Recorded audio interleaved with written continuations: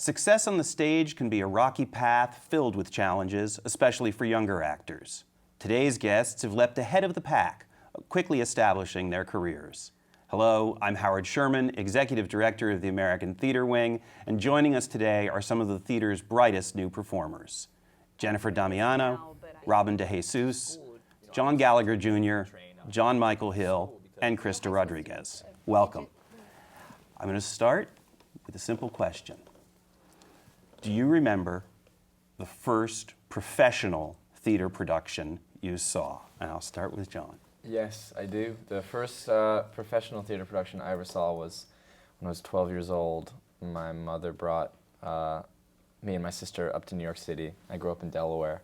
And we went to TKTS and didn't know really what to see. We weren't really familiar with any of the shows playing that season. And I think we ended up going to see a revival of Once Upon a Mattress with Sarah Jessica Parker. And it was the first professional thing I ever saw, and I was really floored by it. And much like any child, I think, seeing Broadway for the first time, I just couldn't believe the scope of it. It seemed so mammoth to me and so huge. And even though I was right there, it was like, it was close to me, but it was so far away. And every time the set revolved, I thought, how are they doing that? And how many different sets are there going to be? My God, there's only 2 acts. And it was just incredible. I definitely still remember it. Yeah, my first show, I was 5, and my mom took me to see Annie, the touring company of Annie, in California. And we were in the second row in the center.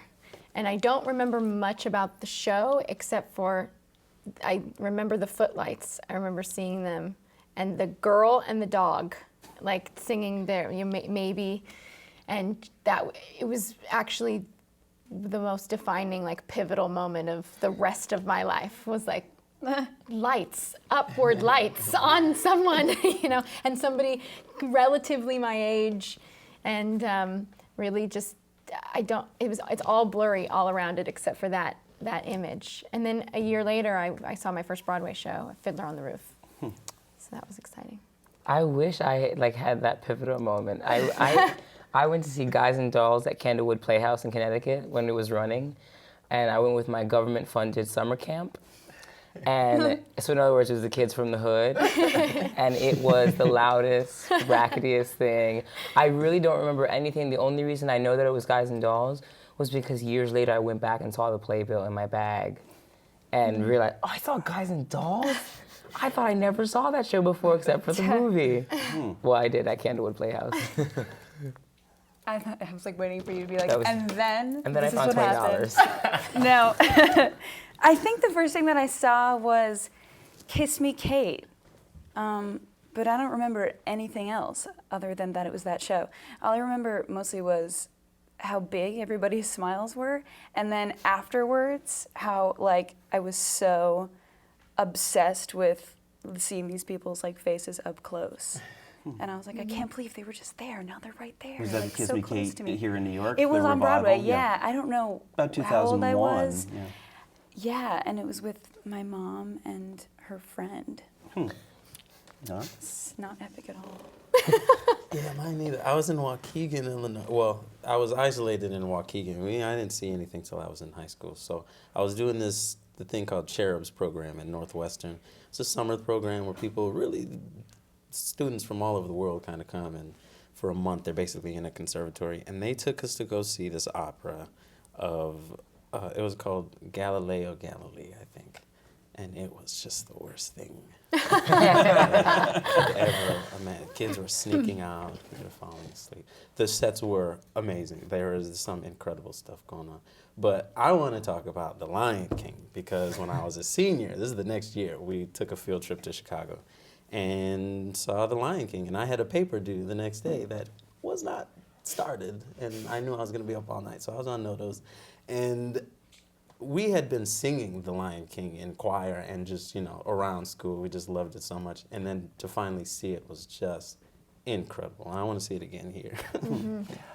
So the obvious next question is, When you saw these shows, I mean, Krysta, you already said it was a seminal moment for you. Clearly, this opera didn't quite do it for you first time out. When did you get into your heads that you wanted to do this as a career? Or did you already have that in your head by the time you got to see professional theater?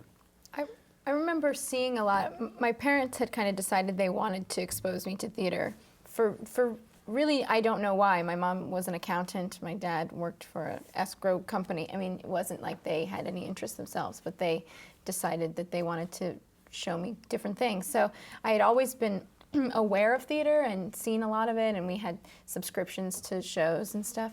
But it wasn't until I was 13 that I was doing a dance recital. And in the recital, I remember getting in the car afterwards and telling my mom, it smells different in the theater.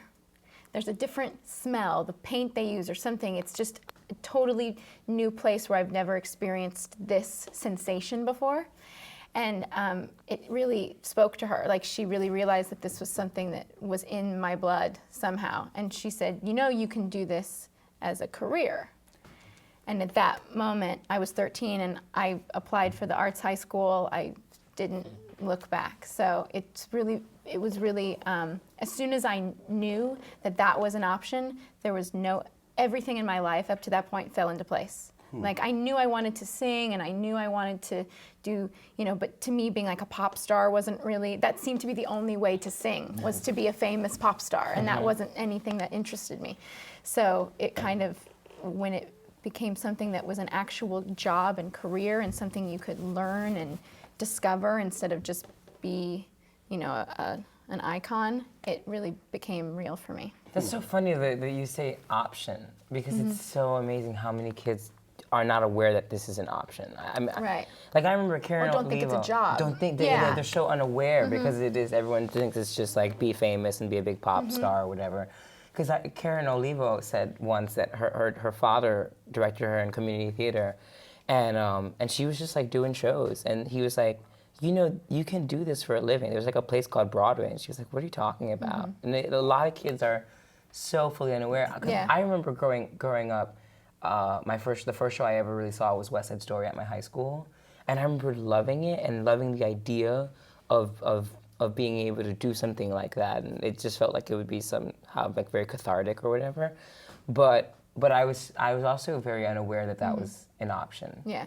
For musicals, for me, it was just sort of like this sort of tying like emotion directly to sound, and then it just became that's where you go to do it on I think it's kind of a point where like a far off dream starts to become more of a reality. Like, when I was younger, I always knew, I knew from a very early age that I wanted to perform, and usually it just came from, I was like a cinemaphobe. I was obsessed with movies from a very early age, and I would watch whatever my favorite VHS tape was until I broke it, and I would just watch it and rewind it and watch it again and rewind it and watch it again. And I would memorize all the lines, and I would act it all out by myself, and I had a very fun childhood. What were some of your finest performances? Oh, probably all of Ghostbusters. She knows that one. I've said that one before. And I always knew I wanted to do it, and I got involved in community theater where I grew up in Wilmington, Delaware, and I always did that, and knew enough that, I knew that I was good enough at community theater to get cast in shows, and I made a lot of friends, and I did that. And I remember going to Philadelphia and doing the student rush tickets for Rent when it finally came to the Merriam Theater, like 1998 or something, and going to see that and being completely inspired by that. But it was still all much like, my experience with Once Upon a Mattress. It was all still too big. It was too big, and I didn't see any kind of possible, tangible way in for me. And so, as much as I loved sitting in the front row, at Rent, and I saw Karen in that tour, and a lot of amazing actors that I've now met in New York City, it still just seemed so big. The moment for me where it really clicked over into being I think this is possible was I went to see Fuddy Mears by David Lindsay Bear at the Minetta Lane when it transferred after its MTC run. And I saw Patrick Breen and J. Smith Cameron and Keith Nobbs and these amazing actors. and it was like a matinee, and the theater wasn't full, but everybody that was there was so vocal and having a great time. And it was down the Village. It wasn't up, where everything was happening, in Midtown Broadway. And that was the first time where it really felt like, oh, this is real. I think I could do that. Well, the scale is different. At the Minetta Lane, you're in a 400-seat house, and it's not gilded, and it's not as elaborate. Yeah. So? I could actually pinpoint to a specific person. This is a guy, Jonathan Becker, while I was at that Cherubs thing. Because to that point in high school, it was, guidance counselors are pushing business, and they're trying to get people, out and just try to get them to finish high school, really. So I had somebody send me to Cherubs, and then while I was there, I still really didn't, see it as a career. I just didn't know I hadn't seen really professional theater at that point. So someone came up to me towards the end of the program and was just like, you can really do what you would want to do in acting if you want to. So, I mean, that moment kind of, everything clicked in for me. I went to U of I and just didn't look back. Well, Krysta, you said your parents were the people who actually said, you can do this. And Robin, you told Karen Olivo's story. But for the rest of you, at some point, you made a decision relatively young that this is what you wanted to pursue. In some cases, not, you weren't even done with high school. How did your parents respond to this? My family's funny. My family's funny, because, this is like the craziest thing to say, but coming from a low-income family and coming from a family that was uneducated was the best gift in the world. Because the idea to them that I could do what I love and make $400 at a regional theater was amazing. That was making a living in their eyes. They thought, that's how much we make, and we're in a factory. And so when I couldn't go to college, I couldn't afford it. I was supposed to go at one point, and then I ended up booking a movie, and then I didn't work for 2 years after that. And I was working at regional theaters. And the concept of it to them was very foreign, and they were totally unaware of it, but I was paying my rent. So they were like, oh, good for him. We're happy for him. Well, my dad wanted to be a musician. He just kills it on the guitar and bass. He plays bass. He was in bands when I was growing up and never really got to pursue it because he had me and my brother, and, the family just really had to work just to, stay alive. So my mother also, her grandparents, I don't think allowed her, well, not her grandparents, but her, the people that took care of her wouldn't allow her to go to school because in our religion, the world was coming to an end soon and there was not going to be any need for college. We needed to, spread the word. So I think both of them kind of rallied behind me doing the thought that I could do what I loved to do. It was just a dream come true. So they actually got behind me, and I'm very thankful about that. It just sort of happened really early to the point where by the time, I was supposed to go to college, I was certain that this is what I was doing. But actually, I don't think that I think only a few months ago was when I realized that this is what I thought. It's sort of I didn't think that I could do this until I was doing it for a really long time. But my mom was always did you study for your SATs? And I'm like, yes, but I'm not going, but whatever, I'll still pretend that I'm going. But, and my dad was always really cool. He was always really excited by everything. But I think with Spring Awakening, I was just sort of okay, well, I'm doing this now, but I don't know how this is going to become anything else. And then it just sort of did, and then. But you're sort of skipping a step, and I want to ask John about I'm this sorry. as well. No. In the sense that, how did you get it? Suddenly you're in Spring Awakening. Clearly, you had to come out of Westchester. You had to come up from Delaware. How did you start getting jobs? Were you just showing up at open calls? Did you find an agent immediately? Robin, I graduated high school, and I thought I had enough money to go to the first semester of college, and and I was working at a summer camp, and the woman who ran the summer camp said, guess what? Neil Ben-Ari came by and said that Bernie Telsey's casting a movie called Camp, and they're doing open calls. Do you want to go in? And I went into Ripley Grier Studios with 700 other kids, and like 6 days later, booked a role in it. And it was really interesting because I was being told by everyone that I would never make it in musical theater, that I should just study a career in opera. That would be like my version of settling.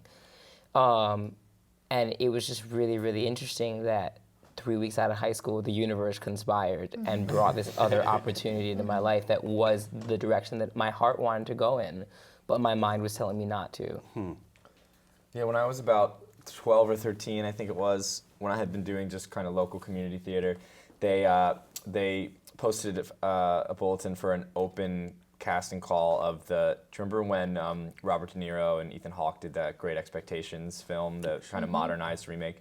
They were doing an open casting call for the younger character, Ethan Hawke's character. And I went up, and it was like a huge cattle call in Philadelphia, and which was the closest metropolis to where I grew up. And I went up there. My parents drove me up there, and it was another one of those things where it was just this sea of young people coming in for this open call, and I didn't get it, but I got down to like kind of the last reserves where it was like 3 or 4 kind of young boys left, and it was close enough that it felt like something. Like it felt like, well, that was kind of cool. I got that far, right? So I should kind of maybe I'll try to keep doing this, I guess. And then a couple years later, a friend of mine who I did local theater with, he recommended this manager to me who worked out of Huntington Valley, Pennsylvania, and also New York. She just lived in Philadelphia in that area. Her name was Edie Robb, and she's still my manager to this day. And when I was about 13, I went in and auditioned for her. And that was how it started becoming more of like, I was taking the train up to New York City for auditions, and it was a slow process. It was a lot of, when you're like 13 or 14, it's a lot of like, candy commercials and toy commercials, but I always knew like I know someday I'm gonna get like a script for a play, or maybe a few pages, because I didn't get scripts then. You just got like the sides of the breakdown, and they'd fax them to Delaware, and I'd go and be like, I can't read this. Oh, I'm not gonna be prepared. And so I started going up for auditions for actual kind of theatrical productions, and the moment where I really kind of felt like, this is great. This is kind of what I want to be doing. Was I did a workshop at Vassar when they do that New York Stage and Film, the Powerhouse Theater, every summer, and it was a David Marshall Grant play. And I started it there, just doing the workshop, and it ended up being my off-Broadway debut the next year when I was 15, having done it there. And that was when I met David Marshall Grant and David Petrarca, who went on to direct me in several other productions. And the first time that I really felt like I was part of, what I've now learned is this incredibly rich community in New York City and the surrounding areas. And like you had mentioned Eugene O'Neill, which I've done several times, and like Vassar and all of these great programs that develop new works. And it's just that feeling that you get that is it's completely seductive. The first time I was there, the first time I felt like I'm with like-minded people that and I was just a child coming into it, and so it was completely inspiring. The first time that I was around these like smart and talented, like incredible people, playwrights and directors and actors. And so that was how I got into the auditioning, was through that manager who would send me up to New York for auditions. Well, I had an agent when I was 10 through like a family friend, and I went on a lot of commercial and voiceover auditions, and I did a Verizon commercial and like an AOL commercial, and like voiceovers for these English as a second language, like animated videos. It was really I watched fun. those. You taught Robin English. And then I did like a few years of that, and then sort of I attempted to go to, I did like some community theater with a few groups, and then I attempted to go to PPAS, Professional Performing Arts School, that one on 48th Street. And I went for a few months, and I was like, no. Like, it was not the right place for me. It was like a strange sort of like, it was just like not the right energy in there for me, because I wasn't positive yet that that's what I wanted to do. I still just wanted to like hang out with my friends. And so I went to public high school for a year at my in my hometown of White Plains, and then I was like, enough of this, like. And then that summer I did like a few more shows. I did Seussical. I was Gertrude in Seussical that summer, and I remember being in the car with my friend after it, and I was like crying, and I was like, oh, like I want to do this, like, but I want to do like I want to do the biggest version of it. Like I want to do more with this. I have to do more with this because I just wasn't finding like myself, like just hanging out with my friends, and I was always weird. Everyone was always like, "You're so weird," and I was like, "What does that mean?" And then I did, my friend called me and was like, they're having, auditions for, he read me backstage for Spring Awakening for like understudy swings. And they auditioned and then I got it. And then I was like, with these people, it's like, who can be like the weirdest? And I was like, this is it. This is like so fun and perfect. But, but I wasn't, honestly, and then I sort of was, it just, then, I'm sorry if I'm jumping ahead again, but then I sort of got an audition for this other off-Broadway show, and I was like, what? Like, I'm staying on Broadway. And then they were like, I was like, I'm not gonna go in for that, like, I'm getting a really good paycheck here, and then I just went in, and I like heard these girls going before me, and they were just like belting and everything, and I was like, oh God, like, is this really, like, I don't know if I can do this, I can't. And I went in and I did my like sloppy teenage, like angsty version of like this audition, and got it, and then it just sort of like, it just happens. There's phases where you sort of like lose the faith, and then just one huge thing happens, and then it just propels you to the next huge thing, and you just sort of have to be okay with that. My history teacher actually worked at Steppenwolf a lot in Chicago as a dramaturg and an understudy, and they called him up and asked him if there was anyone who can audition. Bruce Norris had written a new play, and they had been auditioning for a while, and they needed like a 16-year-old West African kid. And it was so lucky that I was in school at the time because we had a voice teacher that helped us with dialects and everything. So I had like a good amount of time to prepare. It's obscene how much time I had. Like in the real world, you get 2 days, you gotta go in. But so I was able to work with her and the accent, and I went in there, and I think I heard the next day, and that was my first professional show. And then that was during the summer. I think I was 07 or something like that. And then I went back to school, and during the winter, our winter break, they called me in to do a reading, and Martha Levy, the artistic director, was like, come on, have a meeting with me before your reading with Tracy Letts. And I was like, okay, what's going on? And my friend at the time was like, they're probably going to make you an ensemble member. And I told them they were stupid. I said, that was a stupid thing to say. It's never going to happen. And that's what it was. It was her and Amy Morton, and they were like, look, we're bringing in some new people to breathe life into the ensemble and kind of diversify and, move with the times, and we want you to join. And, that I didn't even know that that's what people did at the time. I didn't know what regional theaters were. I didn't know, what acting companies were. And it was just like someone saying, come on and be our family and do the thing that you love to do with us. It was an amazing moment. And then I had to pull myself together and go do a reading with Tracy. And so I was I think hard work meets opportunity is a definition of luck, I guess. And it just worked out that way. Well, as you talk about hard work, the next question is, some of you have gone to higher education institutions to study, and some of you have just been doing it. The choice of how you study, how you train, whether to study, I'm wondering how each of you have made those choices.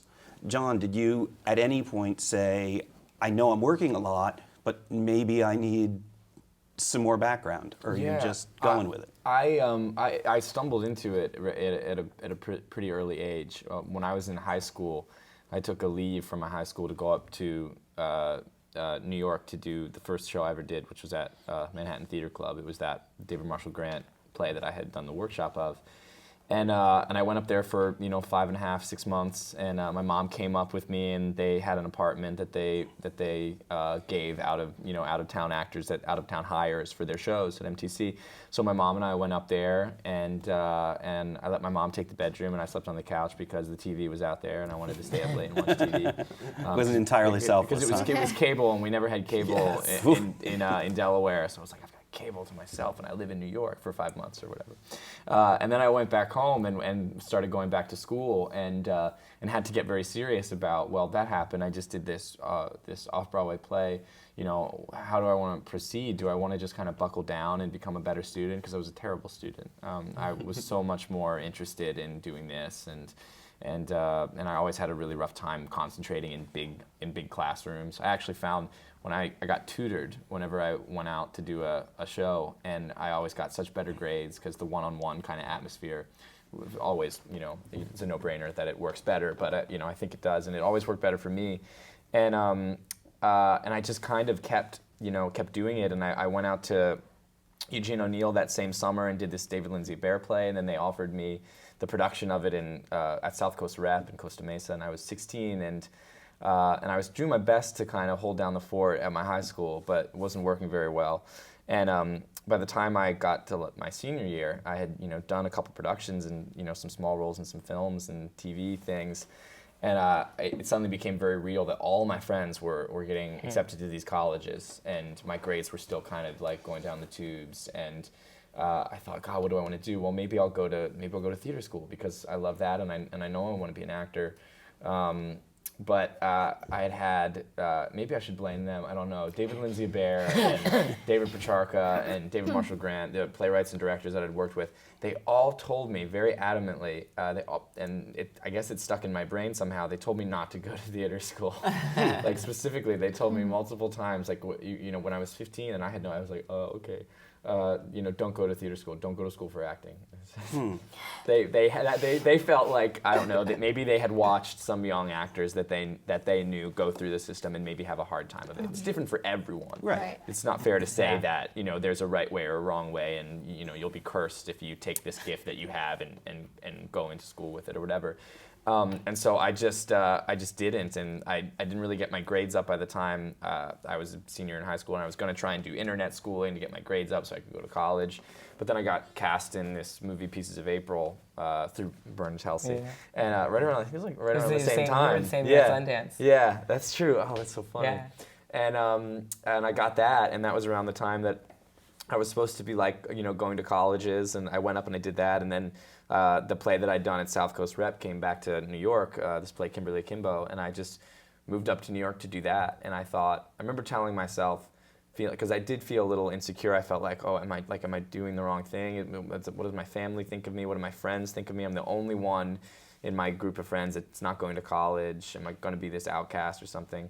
So I went up to New York, and I remember telling myself, like, okay, I've got a manager. I'm doing this play. If I don't get an agent by the end of this run, I will turn back around and I will go home and I will get my GED and do whatever it takes and find some school that will take me and try to be a productive member of society.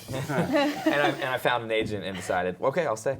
So that was that, really. Now, Krysta, you were out growing up in California. Yeah. So you hadn't had the same proximity to New York that some people No, but did. I had the proximity to Los Angeles, Right. which was a completely different experience. And when I was in high school, Francis Ford Coppola, of all people, decided to write a musical and produce it and direct it in Orange County with real high school students of Gidget, the musical.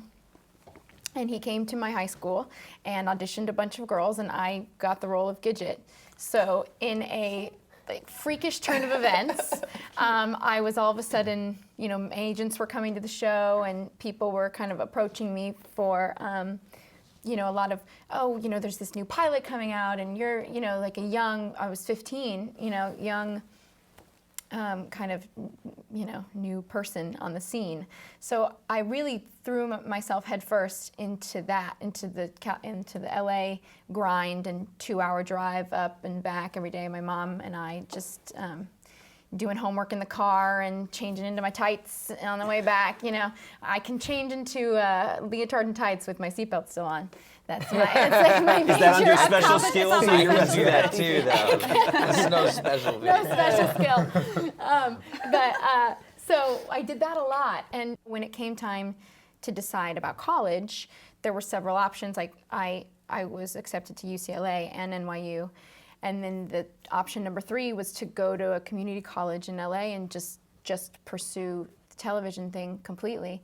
And ironically, I mean, after about 2 years of doing the LA thing, I kind of got burnt out, you know, of the drive and I wanted to do theater, and I wasn't singing as much as I wanted to. I wasn't doing as much musical theater as at that point I really wanted to do. So it was a huge decision to you know, move across the country. And my parents were unbelievably supportive. They still are. And obviously, because it worked out. But so I came to New York and I went to NYU and kind of did a bunch of open call. Like I went to an open call for Aida, like right off the bat. Like I was just going to anything just so I could really get my feet wet. And by my second year in school, I got a Bye Bye Birdie at Encores, which was my first, I got my equity card and my first professional job. And I had to leave school only 2 weeks early. They let me leave.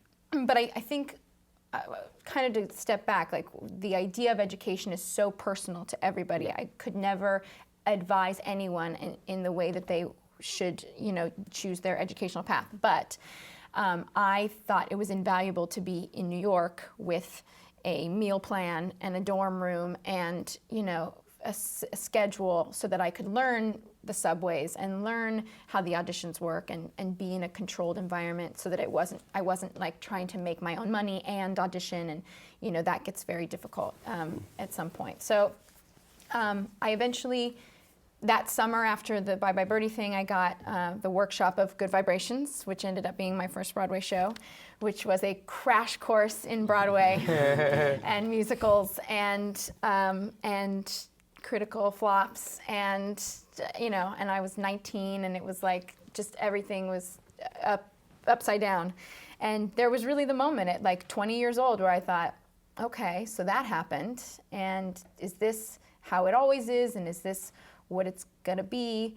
And I went back to school and then got the tour of The Boyfriend, directed by Julie Andrews. It was like this little like gorgeous confection of a show that toured around the world, well, I guess the world, because we went to Canada. So 2 countries. Yeah. And it The went, international yeah, tour. the international tour. But we got to go back to my hometown and perform there, and I met my best friends, who are still my best friends in the world, and it really kind of revamped my interest. And then I came back into town and was unemployed again and went back to school and then got Spring Awakening, and so I had to quit again. So they finally kicked me out of school. So I'm officially a college dropout. Yes. With no degree in musical theater. Robin, you've said that college really wasn't an option financially It for wasn't. you. I mean, I wish that it had been, though. I mean, my ego is. I hate to give the impression of me being like this oppressed, suffering child, because that was so. You know, that was so. I never felt that way growing up. I actually, my mom did a really great job of not letting me know how under we were financially, and it wasn't until afterwards I was like, whoa, that was deep. I didn't realize that my mom fed me eggs because we couldn't afford meat sometimes. I didn't realize, but. The idea of college was so foreign to my family as well. I remember being in 10th grade, and my mom wanted to move to Puerto Rico. My parents had split up, whatever, and she was like, she wanted to totally revamp her life. She wanted to be near her mom, and she wanted to move to Puerto Rico. And I said, but Mom, like, I want to study theater, and I don't think I can study that in Puerto Rico, and I want to go to college. And I remember she turned to me and she went, oh, you want to go to college? Like, it was, no one in my family has ever gone to college on either side. And there have been opportunities, but for whatever reason, my family has never taken advantage of that. And so she was really, really floored by that idea. And it became this ego-based thing for me where I was like, I have to be the first one in the family. I have to make this happen. And I'm going to end the vicious cycle. And so for years, I was like, I wanted to do this so badly, but I was like, I have to go back. I have to go back to school, and it wouldn't work out. And when I finally realized, okay, I'm not going to college to study theater, because in retrospect now I think it would actually be really cool for me to just go and take classes for my mind, because the biggest issue is people think that you have to go to college for a career. And I think there is personal interest that has nothing to do with the economy, and has nothing to do with your career, that college is there for as well. And it's also that people think they have to go to school to actors, that is. A lot of actors think they have to go to school to study acting, and there are other people who study other things like anthropology or history that make them this much more well-rounded person that at the end of the day will make them a much better actor. John, I want to ask you, was college useful for you, do you feel? It was. It was such an adventure to be able to wake up every morning and pour everything I had into a goal. And there's few places that you get to do that. You're out in the world and you can learn by trial by fire, but it just helped me to be able to really kind of see what it was that I was pursuing from these people's point of view. What is this craft that I'm, attempting? And I've seen it go both ways. I had friends that had it just beaten out of them and kind of killed their spirit, and it can definitely happen. You got to take things that teachers say with a grain of salt and keep some sort of self-worth, a dignity about you. And approach every day. Like, I had somebody ask me what I would say to young students, and I didn't know at first. I didn't know what to say, but I think it is to, pour what you have, pour your heart, pour your soul into the work, and the rest will fall into place. And everyone's journey is just completely different. We've had a pretty good run at this table, but there's a lot of people who their break might not come till they're 35, 45, you know what I mean? So it's, if you want to do it, persevere.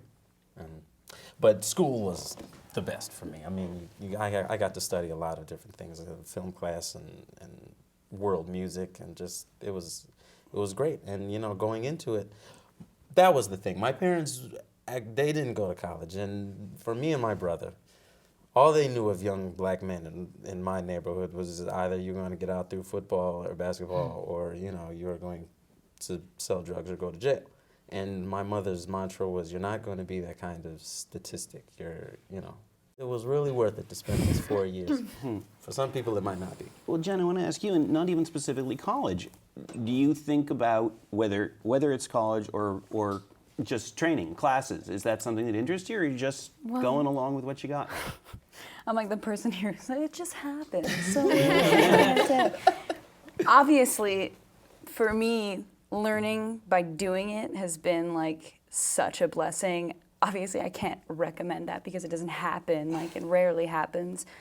But for me, I don't regret anything like thus far. I feel like if school seems right at some point, I'll go to school. I don't think it would even be for acting. I think that for me, it's something I'm learning by doing, and I started this show it was bad. I was like a bad actor. This show being next to normal. Yeah, it was just not good. It wasn't good. And then now I'm just sort of like, oh my God, like I am an actor. So for me, it took doing it, and I think that was just the right path for me, because I'm just living my life like with a really open eye. I'm just being hyper observant of the world like around me, and it's just present. Yeah, I'm just being as present as possible.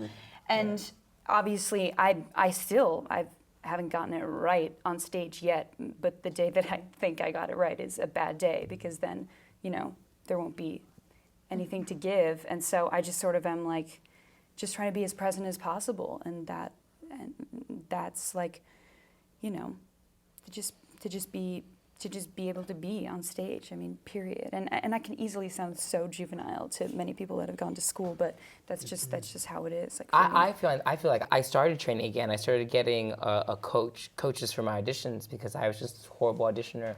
Like, there were times where my music wasn't even in order. Like, the pianist was just vamping because what I was singing was not what was written on the page.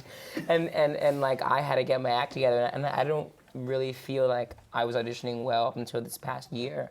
And it showed because the work that I was getting was not from auditions. It was because I knew friends that were writers or whatever, or someone had seen me in something, but I rarely did. And my best friend and I, we both coach a lot for auditions, or we'll help each other out. And sort of my theory is if Anne Bancroft can take class, you know, all the way up until her death, then I can definitely do the same. And, you know, if I could have had Uta Hagen on set with me, I probably would have had that as well. It's a different, when you're doing a show every night, it's like going to the gym and only working your arms every day. You're working a very specific muscle that becomes a muscle of endurance and stamina, as well as being in the moment and you know, trying to take what's given to you. So I think it is important to, you know, have some extracurricular training every once in a while. You know, I still continue my voice lessons to work the different muscles that I'm not working every day. It's not necessarily to, you know, get you the next thing, but just keep you as a well-rounded, you know, and healthy performer. Well, let's switch to the on-the-job thing, which is what have you discovered being parts of these professional productions that either didn't come from your high school experience or your college experiences? Are there things that really opened up to you once you started working with other professionals? I've learned a lot from the people on the show, like Alice and Brian, just about how they can serve and how, and also in tiny little things like, for me, the show's like really hard to sing. It's a little higher than my range, but it's not going to be like that for every job. But like someone like my sister or someone will want to come like stay with me in the city, and I'm just like, I can't. I need silence. I need it, and I never ever understood that about anyone who had done it or needed that before without doing it myself. And now I'm just sort of like just really careful of sucking energy out of people that, you know, that don't have it to give. But I mean, that's such a glass like half empty. I think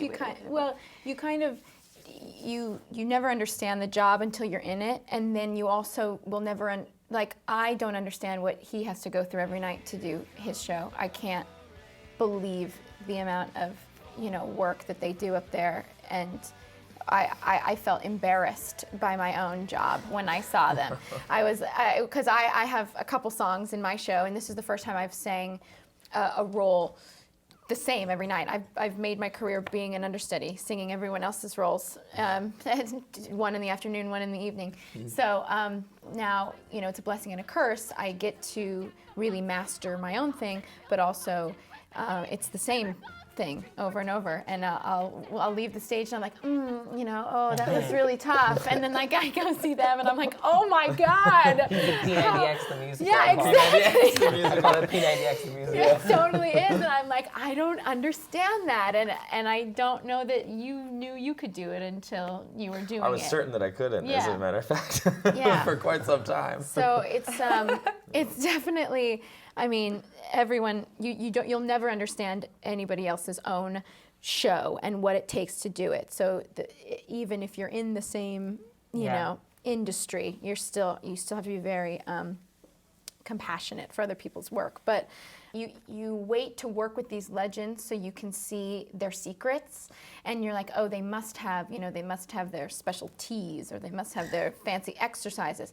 Nathan is like, if they're laughing, I am giving it and giving it and giving it. I mean, he dies every day. I watch him expend his entire life in 2.5 hours. It is miraculous to watch. And that's something I learn, you know, I mean, it's amazing to be able to work with people of his caliber. And not only is he the funniest man alive, but I watch him exercise his other muscle in this really tender, lovely scene that we have together, because he plays my father, and there's a really lovely father-daughter moment. And I watch him be hysterical, literally the line before, and then burst into tears, you know, and bring it to the brink, and then bring it back. And fortunately, I don't have to do anything in the scene except for be there for him and watch him. and study him. And sometimes I'm in the scene, and sometimes I'm Krysta watching Nathan in awe of his, the artful way that he, push and pull. It's amazing. No, go ahead. No, you got. I It's talk a just lot. incredible just to work with other actors. It's just, I mean, the lessons I've learned from the actors I've been on stage with are far too many to count, far too many to tell. And even when you don't know that you're learning something, whether it's a lesson of what to do or a lesson of like, oh, I don't think I'm ever going to do it quite like that. But no, no. But there's just, I'm so thankful for everyone that I've been on stage with, and it's amazing also to get to a point too where you think like, oh God, I've learned so much from these other actors, and then sometimes you take on a role that you're like, nothing I've learned before is working for this. I have to start completely from scratch because, or not from scratch, but like just change things around and do some shifting and learn something that you weren't prepared for. Like with American Idiot, it's been brand new in so many ways, and I've had to purposely kind of shirk things that I had relied on in the past or things that had worked for me in the past, even just for getting energized and ready to do a show. Like you said, P90X musical. It's like a whole other kind of level when you have to, especially for musical theater, which is so different, is that it's so all encompassing. Yeah. Like it takes everything at once. Like it's everything you've learned about acting, everything you've learned about moving, the physicality, the vocal, like conservation and preservation, which was really hard, Jen, what you were saying. This is the first time I think I ever really understood also, like, I can do nothing after the show. Like, I have no social life anymore. I go, and I'm fine with it. It's the price that, that you pay to, have this dream kind of come true. But it really is amazing how you can learn so much, and then still, like, you might wake up one day and find yourself playing some role, if you're lucky enough, and find yourself going, oh, I have to learn something brand new this time, and I can't rely on the things that I've learned from other actors. But it is just invaluable, I think, just sharing and even just like this, like being able to be around other actors and have these experiences. I'm already thinking about the show later tonight. I'm like, I think I'm gonna have so much fun because of this. Yeah. Like, I'll be thinking about this and like how lucky I am to even be here and be a part of this. I was thinking about what you said about Nathan Lane. Like, I think one of the biggest things that I've learned is the kind of performances that I like to watch, and I never really knew what to call it or what it was. And there was always sort of that it factor, there was that performer that I knew wasn't the greatest, but I loved watching them, and I would go to see them in everything. And I think what it is I like very giving performers. I like people who are completely open and giving you this gift, and they are sharing every single moment on stage with the audience and with everyone on stage with them. And then on top of that, I guess doing shows now, like that is very much what I try to do. But I think one of the biggest learning lessons was, if you're gonna give it, don't expect anything back, because then it becomes ego-based. It becomes about you, but you're also expecting some sort of reaction, and you can't judge people behind lights and behind a set and costume when they're all out there. You're not with them face to face to see what they're going through. And so I think that sort of, there's like that experience of like being fully with them, but also having one foot out the door and knowing that you can't judge them. People deal with it in different ways too.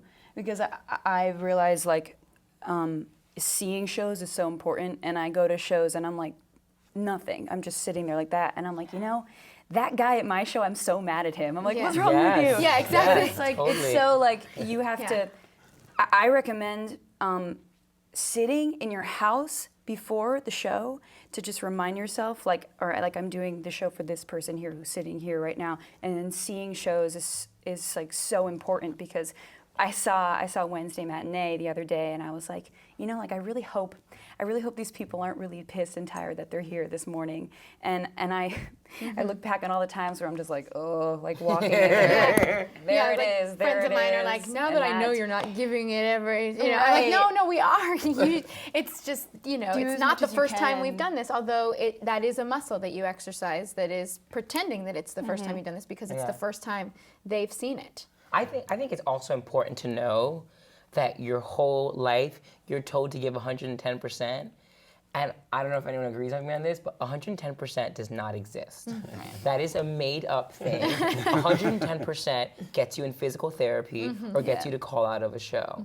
Because there are people who just give so hard that they're overworking and overcompensating, and not only is it rough on them, but it's really rough on the audience because you're like you're being blown away by way too much energy, and so there is sort of, like you were saying, conservation. There is this happy median where you're still working and you're hitting it, but there's a calm to it.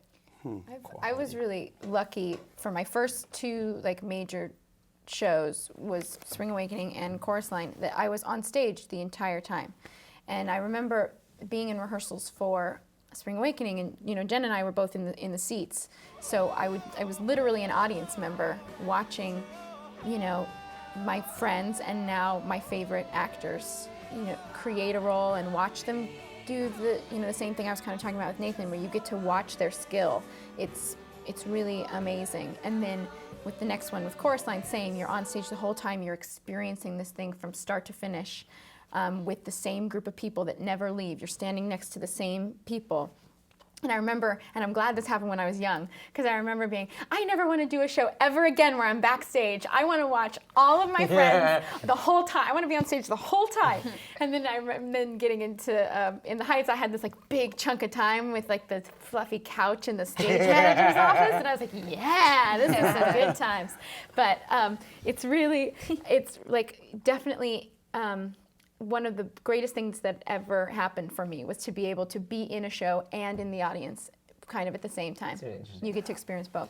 Coming from school, working with directors, the directors at school are there to train you, and it's a different kind of relationship than when you get into the professional world, and directors might not nitpick everything you do, and the responsibility solely falls on you to do. And I figured out that I actually am a nerd for the homework of it. I just love getting into a script and carving it to pieces. And it wasn't like that in math, and it wasn't like that in anything else. But you put a script in front of me, and I love to just go to work on it. And I didn't realize that until I got into the world, and I was expected to bring what I had and let the director craft that. It's kind of a different muscle from coming to school. Do you like going to see other shows? Oh, God, yeah. I'm inspired every time. Yeah, I mean, the great thing about it is that now I know everyone, here. And so you get to see your show, the shows that you see, you have your best friends or you have, people who you respect as people. So you get a more personal experience. On the flip side, you know exactly how everything works, and you know that half of these people just woke up from their naps, and there's kind of that definitely the footlight glamour that I experienced at 5 is not always there anymore, but there's a deeper, more personal, exciting connection to it, and also kind of a recognition of, I know I can do that now. Like it's a skill that you know how to do, so it's almost more exciting. Like, I wonder what I would do. Yeah. Is that true for the rest of you? Yeah, and it's also oh God, what was it? I just thought of something. What was it? Oh, it's also like one of those things where I use this phrase a lot. Basically, we've gotten to the point where the extraordinary is the ordinary for us, and so it's very easy sometimes to sort of forget that this is something that we once wanted. And when we go to see a show, we forget that there was a time period where we were excited to go to TKTS and get a ticket and go see a Now show. you're like, anyone got comps for their show? Now you're like, freaking producers aren't giving comps. They're like, what's up with them? Just judging, you know what I mean? And I find that for me, that spiritually, I have to play games with myself, because because coming from the background that I have and now feeling like I am where I am now, I'm very spoiled now by myself, by me, and so I become very ungrateful, and so I have to make a conscious choice of playing games with myself to become grateful. And so every now and then I will just look up at the theater, or when I go to other shows I will take in the size of the ceiling, or just to remember that this used to be so magical for me at one point in my life, and this is what I wanted in my life, and I have it. Yeah, along those lines, before I go on stage, I kind of like to get my hands on the ground, get that dust up, and just kind of remember where I am and what a gift it is. But yeah, going out and seeing theater always energizes me. If I feel like I'm in a place where I'm stuck and, not moving forward in the show, I go see these guys, and you're completely energized. We're these mysterious beasts. You have no idea. I mean, now how everything works behind the scene, but where it comes from is that's the thing that's always going to, get to me and kind of jumpstart my heart. Well, with that, I'm afraid we have to wrap up because I feel like we could go for a lot longer, but you've all got places to be and shows to do. Thank you for being with us, and thank you for doing such extraordinary work, and it's going to be a joy to continue to watch your careers grow and flourish. Thank you for joining us. These programs are brought to you from the Graduate Center at the City University of New York in partnership with our friends at CUNY TV. On behalf of the American Theater Wing, I'm Howard Sherman. Thanks for joining us for another edition of Working in the Theater. I'm Ted Chapin, chairman of the American Theater Wing. The Wing has played a vital role in New York's theatrical life for more than 60 years. Best known for creating the Tony Awards, we stand for excellence, but we also support education in the theater, and our work reaches beyond Broadway in New York. The Working in the Theater television programs, which are supported by the Annenberg Foundation and the Dorothy Strelsin Foundation, are unequaled forums for discussions with today's most creative artists. Downstage Center's in-depth radio interviews were created in conjunction with XM Satellite Radio and can be heard on our website. Our annual theater company grants support New York not-for-profits, and since they began, have distributed nearly $3 million. We are also pleased to be the home of the Jonathan Larson grants, which support emerging composers and lyricists. For people who are starting their careers, we have a 2-week boot camp for aspiring actors from colleges across the country called Springboard NYC. And our theater intern group provides a forum for young people who are starting their careers to build a professional network. All of the American Theater Wing's educational and media programs are available for free on demand from our website, americantheaterwing.org. Thanks for your interest in the Wing, and thanks for watching.